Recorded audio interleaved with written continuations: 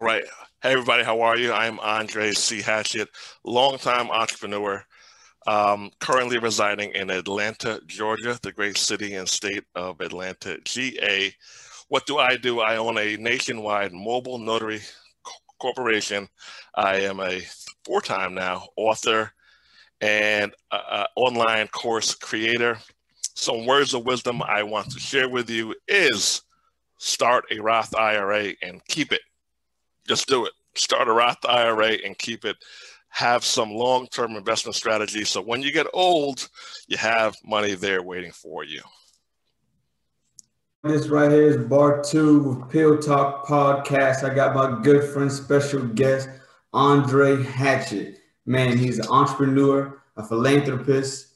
Just to name a couple of the businesses that he owns: the Black Real Estate School, Andre's Notary School, the Notary Business School, and also the Hatchett's Way podcast, just to name a few. But today we're going to be discussing the notary business, and he's the go-to guy for it. So no further introduction.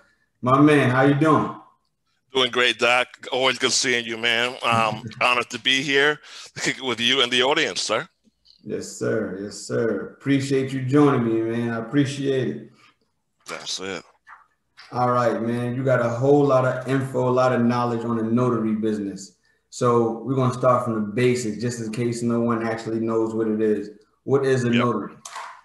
Okay, notary public is someone who is licensed to be an impartial witness by the state that you either reside in and or have a business in. In real simple terms, you get a license through the state, which allows you to witness people's signature, watch them sign documents, after you verify their ID.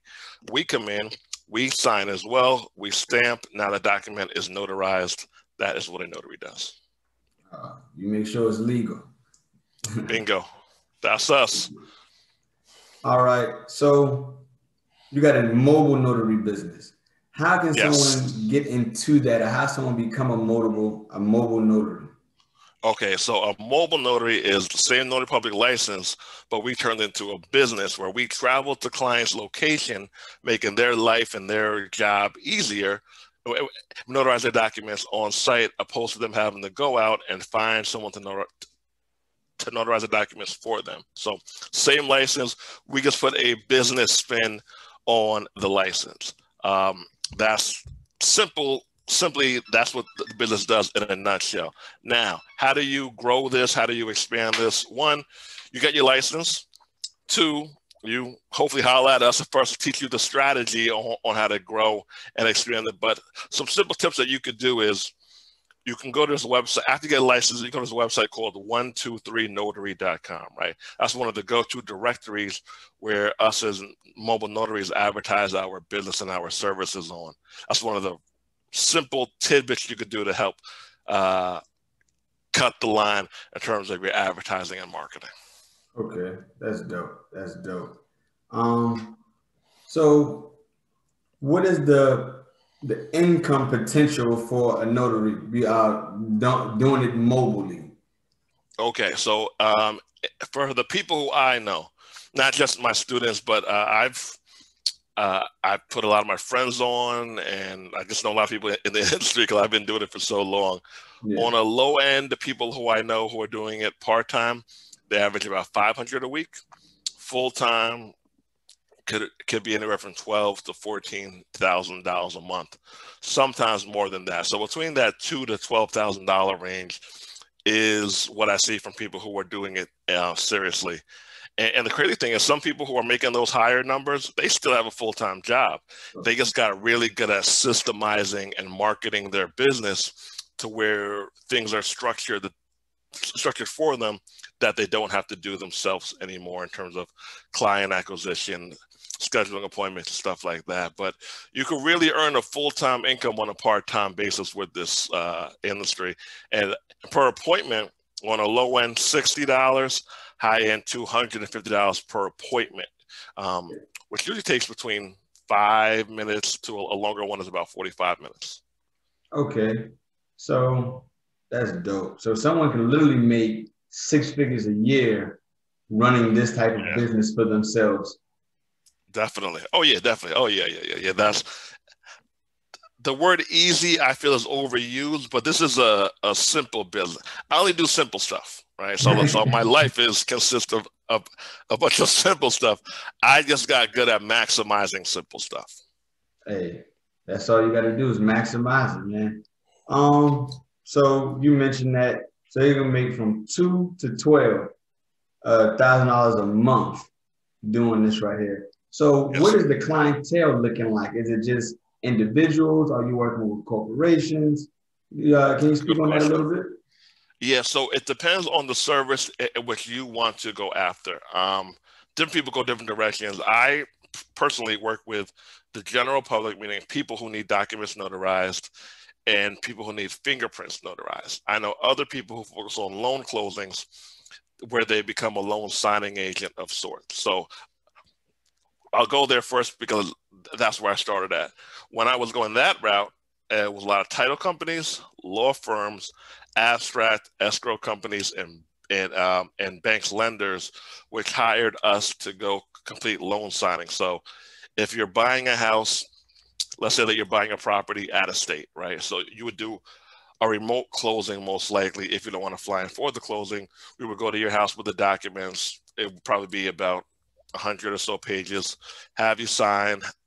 We sign. We send it back to the title company or lender or law firm and whoever hired us.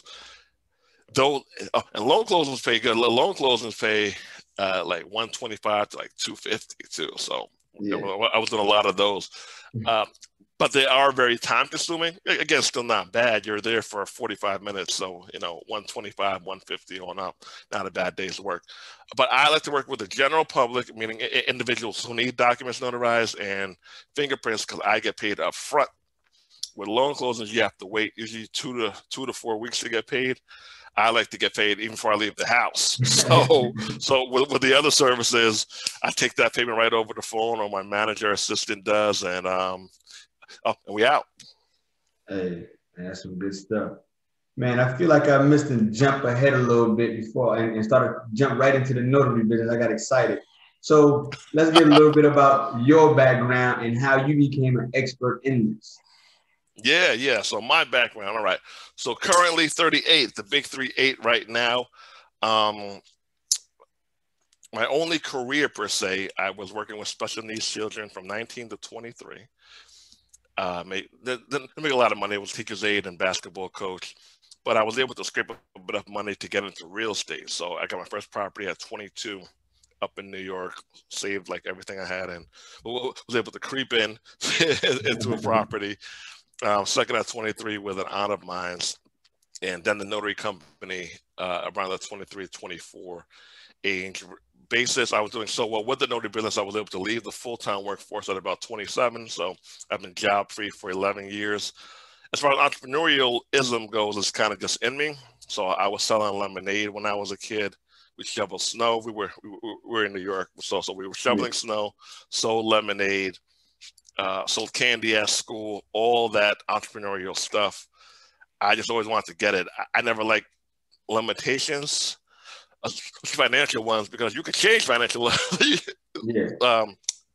limits on yourself. You could change them. It takes time, but you could change them. So amongst those, I've done some other things since then. As a real estate agent in New York. That's a tough business too, but I got out of that. It was too time consuming for the money for me. So I decided to focus my energy on building my online presence in 2015, which has been very good to me. We've helped probably 20,000 students either through the notary school or the real estate school get ahead. So that's my life. Man, that's dope. That's dope.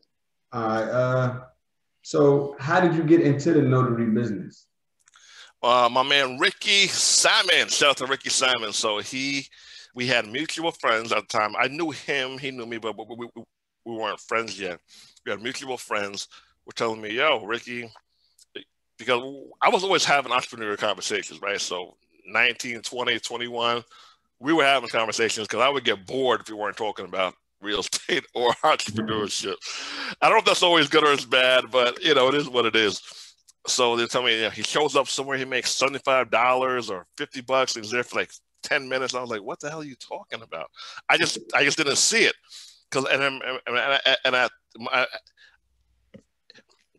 with me, Doc, I had to work all day to make $100, like all day, 8 till 3, then drive there, then drive home, and like, so for me here, someone makes 75 for one appointment. I'm like, all right, I gotta see him. So he took me out. I shadowed him.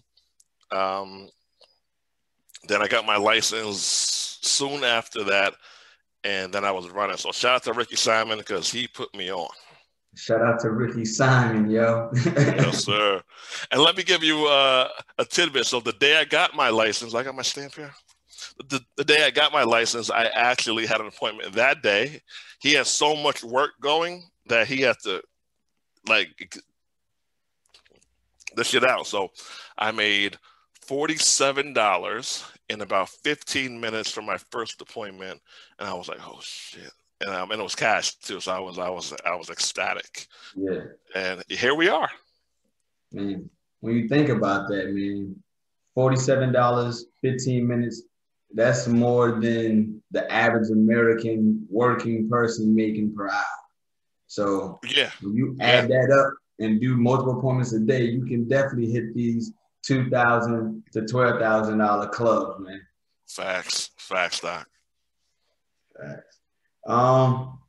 So, what makes a successful notary? Organized, keeping. Let me break it down. Organized, and by being organized, what I mean, you're able to keep your pens, your notary stamp, paperwork organized in a briefcase. As simple as it seems, that holds a lot of people back. People miss the simple stuff a lot. So be an organized person. Show up on time, even though it is your own business. If you tell a client a certain time, be there at the time because they're paying you to make their life simple, and they will call you again if you make their life simple. So show up, be on time, pick a service or industry to lock down. So we now talk about the 7 income stream millionaire thing, which is great to an extent, but it's overly simplified. And saying just have 7 income streams. A lot of people think, and you'll be rich or you'll be a millionaire. Well, that's not necessarily the case.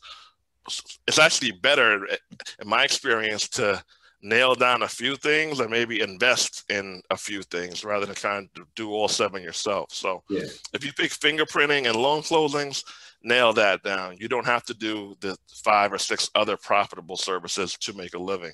If you can handle it, rock out, but don't feel that you need to in order to make money. You're better off mastering what you have in front of you if that's all that you can handle. And keep it simple.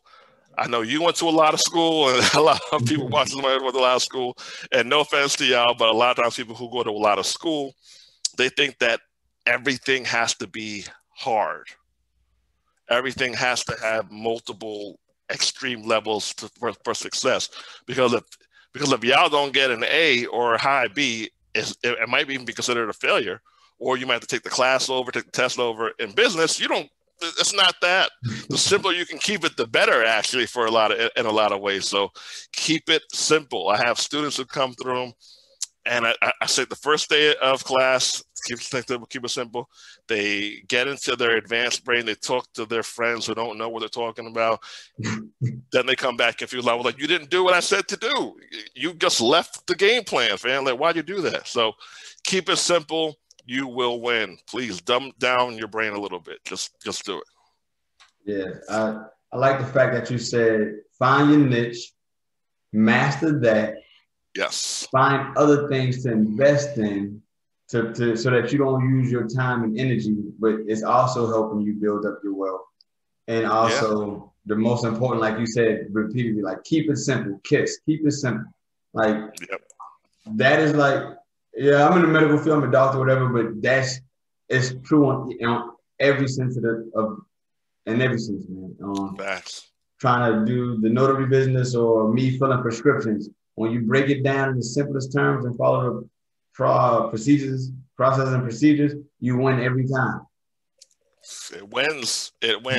People want to make it harder because they might feel that they need to or makes them feel better. Study people who are successful. A lot of them actually aren't even that book smart, bright. They just bright enough to just run and stick to something. Yeah, true indeed, true indeed. So, the safety precautions. Is there any type of like insurance that you got to be a notary, or Uh, how you protect yourself with this? So some states require a certain kind of bonding insurance. It's only a couple of states, but I would advise to have what's called E&O insurance. It's called errors and admissions insurance. You probably won't need it, but it's one of those things that's could be $140 a year for a $100,000 policy. So just in case something goes wrong or you did something wrong, you lost some documents and you get sued, the insurance should come in and protect you. E&O insurance. Roughly $150 a year. You Mm-hmm. can't beat that for $100,000 coverage. Oh yeah. Peace of mind is big for me, so I'd rather pay the money to just know that I'm covered. Yes, sir. Yes, sir. So, what are some tools that's needed to make sure that you do this business properly and correctly? All right, you're going to get a logo. That's a digital tool. You're going to get a good logo. Do you need it? Not necessarily, but most people don't have it. So if you do something that stands out from the rest, you stand out in business. So got a good logo. That's one. You're going to get a good website. It doesn't have to be great. It has to be good, clean, and functional. So those couple things you're going to do. You need your notary stamp. You can get that for around 40 or 60 bucks from Staples. You need to get your commissions through the state. You need to get some good quality pens. Get blue pens and black pens because depending on the paperwork, they might require different color ink. A nice briefcase, a professional voicemail on your cell phone. So when somebody calls you, they don't just hear your phone number. You want them to hear a business voicemail on your phone. You do those things, that's a great start. Okay. Just to get into what you just said about the website, clean, functional.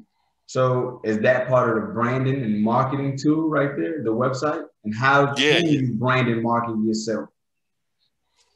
Yeah, so the thing so in this business, people are hiring you based on how you answer the phone and how your marketing looks because they probably don't know you. Right. So you want to be able to look as clean and polished as possible because you don't have necessarily a chance to pitch yourself, but your website and how you answer your phone is your pitch. So yeah, the branding, the marketing of the website, cool, clean, functional. You could use ClickFunnels or lead pages, WordPress theme. You do simple website. It might cost you a few $100.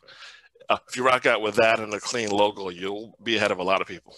All right. So the branding, you tell people that getting into this business to go ahead and get on something like social media and put it out there that they have this business that can benefit others. Yep. I encourage people to use all the free platforms they can. It actually surprised me how little people use of free platforms out here. It's crazy. YouTube, free. LinkedIn, free. Instagram, Facebook, Twitter, free. I don't know what it is. For some people, they're scared of rejection. For some people, they just don't think people will buy from them. But someone's going to need you. And why not attack these free platforms first and then roll up to the paid stuff after that? So, yeah. Get out there. Tell people what you do. Take pictures of yourself going to an appointment, from an appointment, not necessarily in an appointment. That might not be the thing with legal documents around, but yeah, get proof and show people what you do. I'm a huge advocate of that. Definitely. So what are some, I think we just talked about it, but like some ways to grow your business, Yeah. So start with social media. Hit up the website that I just told you about, the 123notary.com. Also check out notaryrotary.com. Build up profiles on there. If you start with those things, you'll be ahead of a lot of people. Those are some great starting points right there. 123notary.com, Notary Rotary, social media. All right. So because you're a mobile service, how are you able, because you're mobile, is that how you upsell the prices a little bit to make that Yep. convenience? Because I know Bingo. people can go, I think it's like the library and other places like that. But how do you Thanks. upsell to make sure that people, that the person that's providing this service gets a reasonable rate for that, for what they do? Yeah, so that's exactly it. Us being mobile allows us to increase our traveling fee, right? So us being mobile allows us to increase our traveling fee. Just, each state has their own fee that you could charge to notarize per document. So the highest, last time I checked, was California. I think Florida might have the same price too. It's $10 a document. Last I checked, $10 per document to notarize the document. So if I have an office, I can only charge you $10 if I'm in those states to notarize those documents. New York is less than that, like $2 or $2.50 per document to notarize each individual document. We make our money by going to the client. So going to the client allows us to charge the travel fee, mobile fee, courier fee, whatever fee you want to call it, but it allows us to set our price there. Hey man, that's good. So if anybody wants to know more about this, get more details from this and from you, how can they get in contact with it? Or how can they find out more? Yeah. If you're on Instagram, hit up, look at my bio, Andre Hatchett. It will bring you to 3 different options. If you know you want to go all in, that this business is for you, skip that. You're going to go to 2 through 12kclub.com, 2-12kclub.com. That will get you into our program where we make sure, or do our best to ensure that you make on a low end $2,000 a month. Higher end, our students are making $12,000 a month. And again, we have people doing it full-time or part-time. If you can follow directions and act on the information, we got the rest. That's what's up. That's what's up. On a side note, you mentioned earlier about the real estate business that you got too. Yeah. Can you talk a little bit about that with me? Yeah, sure. So mantra that I have is called own or be owned, right? So own or be owned. I'm just a huge advocate, especially us as Black men, owning assets. So if you're 9 to 5 in it, if you're full-time self-employed, or however you get your daytime money, I think we should be able to, at least on a part-time basis, own where we work and own where we live and own where others live. So I read Rich Dad Poor Dad, and I just got hooked on, okay, I'm going to own some property. I'm not going to move out of my parents' place and go rent an apartment. I'm not doing it. So I made sure that I got myself in a position, and it was hard. Let me not easy. Like I didn't have a life for a couple of years, so it was hard, but I was able to make it happen. And I've only rented an apartment for maybe 6 months after I got divorced in my life. So I've hardcore advocate on ownership. Not even just for the financial benefits, for the personal pride that comes with it as well. Yeah. It's huge. It's huge. The equity is important. The pay down the mortgage, if you have one, it's important. But the personal pride and fulfillment that it gives you, it's a big deal. I'm almost part of an investment group, and we got a few properties over the past 3 years now in Detroit. And a lot of those have even doubled and tripled in value. We were to get in some of those for like $12,000, $15,000, and a lot of those are worth 40, 45, 60 now. I might only own 2% of some, 5% of some, 7% of some, but I'll take that. In my book, a win is a win. I don't need to dominate and control everything I do 100%. I'm cool with small wins here, big wins there, because they all add up. Yes, sir. So the investment group, that's just you and some friends, or you guys started a business and started the investment group? Well, they were strangers that became friends. And that's actually an important part, because a lot of times you might try to build with who we know, who we grew up with, but our best partners might be somebody who we meet. Like like how we met. We met at a Earn Your Leisure event, watching basketball, eating popcorn, and drinking beer. You know, and here we are. So. The people who are closest to you in everyday life might not be your next business partners. So don't wait on them, right? So it was a guy I know, Charles Oglesby, Todd Million, and shout out to Todd and the crew. They started the group. I joined, hopped in on a property. I liked it. I was like, I just kept on hopping in. And we also have some vending machines in California as well. So I only met him one time in life. A couple other people in there, I might have met them. Well, I met one or two of the other people. Erica Williams, my homegirl, she's in there. I know her, but most of them are strangers. Yeah. Most of the people are strangers. Yeah. Man. And when you said that, like, that makes a lot of sense, because sometimes we look for our friends to try to come in on our vision. And your vision may not be the person that's next to you vision. And sometimes you do have to go out of your comfort zone or go out of your element and find someone with the same or similar vision to link up to achieve the goal that you really want to have. Yeah, yeah.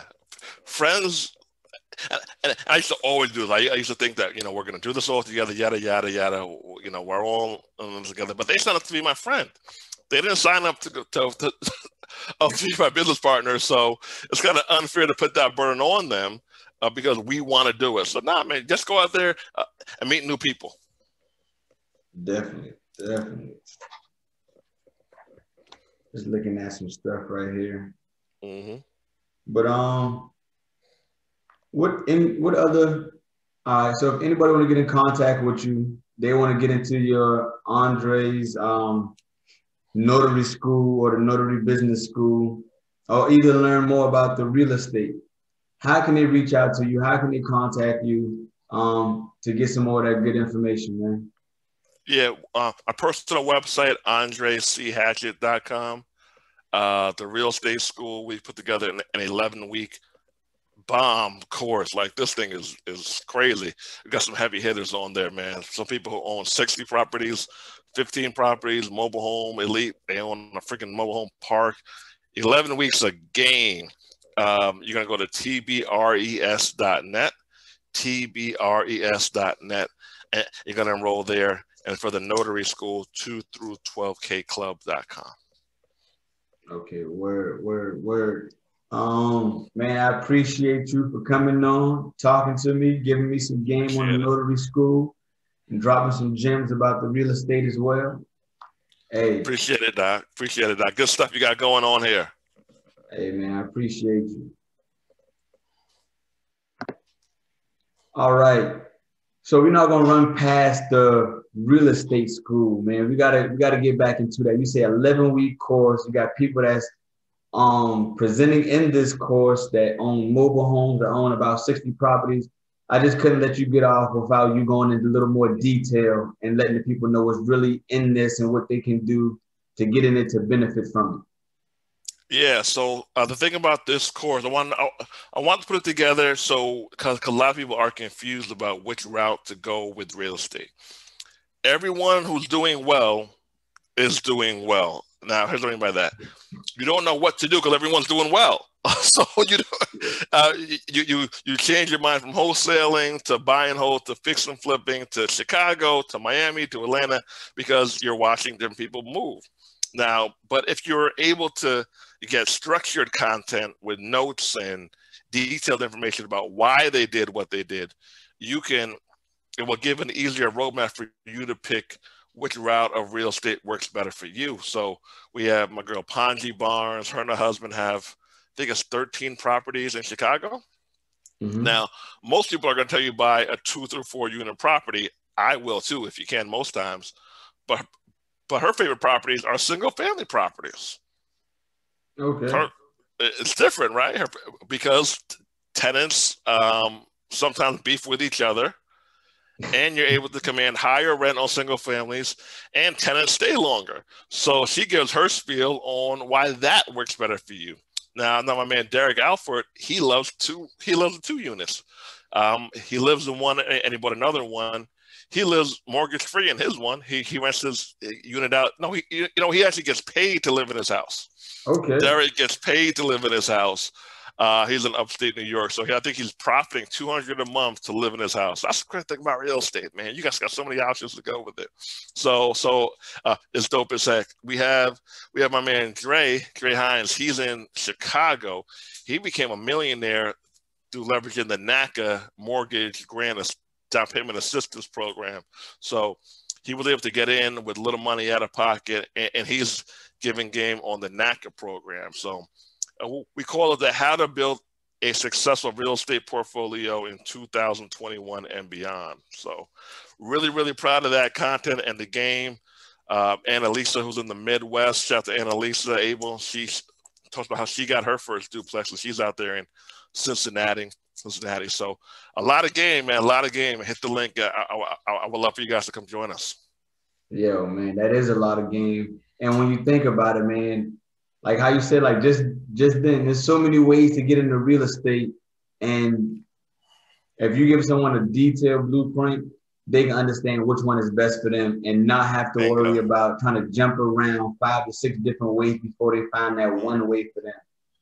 So save yourself some money and some years. Huh? Yeah, save yourself some money and some years. Facts. Definitely. Also, man, I know you are an author out there, and I think you just dropped a book or released a book. Yeah, I'm re-releasing my first book called Own or Be Owned, The Black Man's Guide to Wealth Creation in America. Came out 2016. I'm re-releasing in February 15th, 2021. Same title, but volume 2 via ebook. So updated principles on how Black men can gain wealth in America, part 2, with a more advanced thought process and some things that I've learned over the past 4 years and my friends have learned. So again, if it's in my Instagram bio, if you guys want to go over there, check it out. I would love for you to pre-order a copy. If you need some direction, you need some structure, or you just want some other manly advice, because oftentimes we water down our advice in public because a lot of men are afraid to talk directly to other men, which is freaking crazy, but society has changed a lot. So just raw manhood advice for our fellow Black men out here. That's what's up, man. And that book is Own to Be Owned, Volume 2. Volume 2, yep. February 15th. If you don't mind, you can share 1 or 2 quick principles that people can learn in that book just to give them a sneak peek so they can be ready to jump in on it. Yeah. Arrested development, right? Arrested development is when you live generally with your mother too long, to the point where when you're ready to leave the nest, you are almost codependent in a way. Mm-hmm. So it shows you how to leverage, again, property, leverage your credit to get out that, and the side effects of suffering from arrested development. Now, certain things happen in life. Not every situation is the same. Some people have to go back home. Some people are taking care of their parents. But you need to know, every Black man needs to know at least how to acquire their first property and the reasons, just for manhood principles for that. Something I said earlier in the podcast, how to set up your first investment account. Roth IRA, probably one of the simplest long-term tools you can get to help you retire, to become a millionaire, to become a 100,000aire if you get in it early. And what we're going to do is just break down some general numbers of the long-term effects that you can have of having a 30, 40, 50-year IRA. Now imagine, Doc, if you set up some accounts for your nieces and nephews and your kids before they're even born, or while they're 10 or 15 years old. By the time they're 60, like, they have a different friggin' life and foundation. So I'm hardcore about having foundational principles as Black men. We don't have to agree on all of them, and honestly, we probably shouldn't agree on all of them. But I do think there are some common principles that we have, that we should have in common, and that we should remind each other of in our walk. So It's going to be raw. It's going to be raw. It's going to sting a little bit. So hope you guys pick it up. That's what's up. That's what's up. It almost sounds like you're mentoring Black men through this book. You know what I'm saying? It's a great way to put it. Hey, yeah, that sounds like what you're doing. Do you even mentor? Do that for in your business? In my life, I always have mentored. Even when I was a kid, I coached youth basketball. I mentored before I even know I was mentoring. I would talk to my cousin, my younger cousin, and his friends. I didn't know that it had an impact on them until they told me later on. I'm probably not the most accessible person right now in my life to go out and try to gain people to bring in who I can talk to and help on a regular basis who aren't enrolled. Unfortunately, maybe in my I'm in my late 30s. Maybe in my early 40s when things slow down a little bit, or I might slow down a little bit and get back into more volunteer work. But for now, it's kind of grind mode. I got to raise and start my family, so I kind of have to be. This is actually an important principle. You got to know when to be somewhat selfish with your time and when to give your time. So right now, it's mostly grind mode for me right now. And that's actually a good thing, because sometimes you need your me time for peace of mind and to produce at the highest level for yourself. You know what I'm saying? Because you got to protect yourself or get yourself in a good place before you can help others. It's important. It's imperative. And everything has a season. Everything has a season. But that's why I have my YouTube channel. That's why I have my books. And that's why I have my podcast as well. For people who might not want to, or when I have the bread, they can still hear some of my words and content through those outlets. Oh, yes. And make sure you let everybody know your podcast, just in case they need some more of that manly advice when they, Cool. Yeah, it's called the Hatchett's Way Podcast. The Hatchett's Way Podcast. Business, relationships, personal development. I bring in guests. Hopefully have you in there one day, Doc, and we just share stories about life and how to get ahead and what's on my mind currently at the moment. It's on Apple. Hopefully give it a 5-star review, and on my YouTube channel, Andre Hatchett. So check out the Hatchett's Way Podcast. Yes, sir. Hopefully I'll be on there soon. We can share share some stories. Let's do it. Let's do it. But again, man, Andre, I appreciate you coming in, sharing your stories, letting everybody know how to get into the notary business, the real estate school business, and make sure y'all go out there and cop his new book, Own to Be On, Volume 2. Any last words from you? Nah, man. Great job. Thanks for having me, Doc. I appreciate it. Continue the success, and let's keep building. Own to Be On, baby. Already. You already know. Thank you. All right. Peace.